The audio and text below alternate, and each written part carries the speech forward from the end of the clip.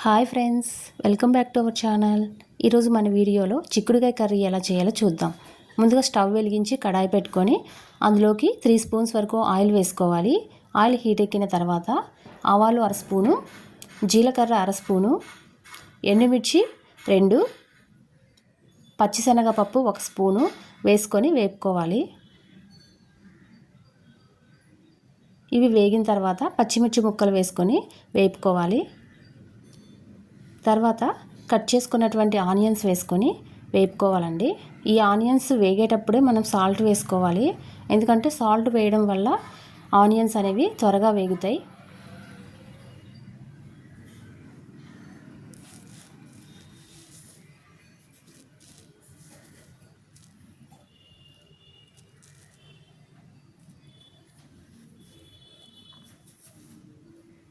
Onions అన్నీ అటు ఇటు తిప్పుతూ బాగా వేపాలండి. ఆనియన్స్ వేగిన తర్వాత టమాటా ముక్కల్ని వేసుకొని వేపుకోవాలి.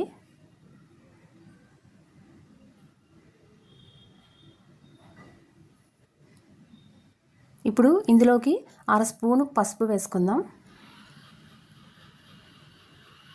తర్వాత 1.5 స్పూన్ వరకు కారం వేసుకోవాలి.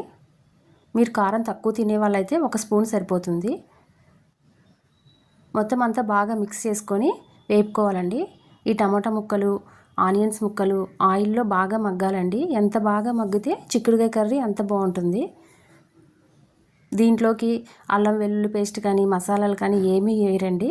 అయినా కూడా కూర మాత్రం చాలా టేస్ట్గా ఉంటుంది. మీరు కూడా ఒకసారి ట్రై చేసి చూడండి, మీకే తెలుస్తుంది. ఇప్పుడు బాగా వేగిపోయినాయండి. ఇందులోకి చిక్కుడుకాయ ముక్కలు వేసుకుందాం. చిక్కుడుకాయ ముక్కలు వేసిన తర్వాత మొత్తం అన్నిటినీ బాగా కదుపుతూ వేపుకోవాలి. ఈ చిక్కుడుకాయ ముక్కలు కూడా బాగా వేగాలండి, మగ్గనివ్వాలి ఆయిల్లో. 5 మినిట్స్ అన్నా మగ్గాలి.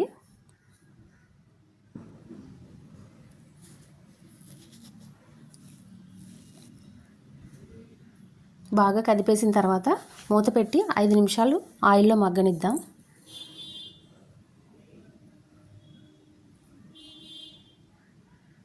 చిక్కుడుకాయ ముక్కలు ఆనియన్లో బాగా మగ్గేయండి.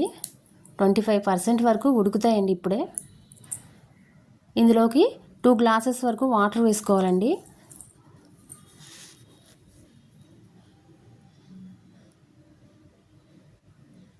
వాటర్ వేసిన తర్వాత మొత్తం అంతా కలిపి మూత పెట్టేసి ఉడకనివ్వాలండి. 10 నిమిషాలన్నా ఉడకాలి.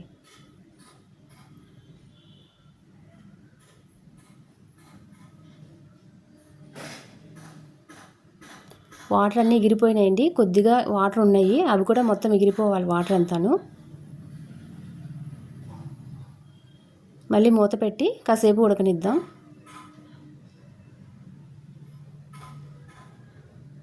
వాటర్ అన్నీ ఎగిరిపోయినాయి చూడండి.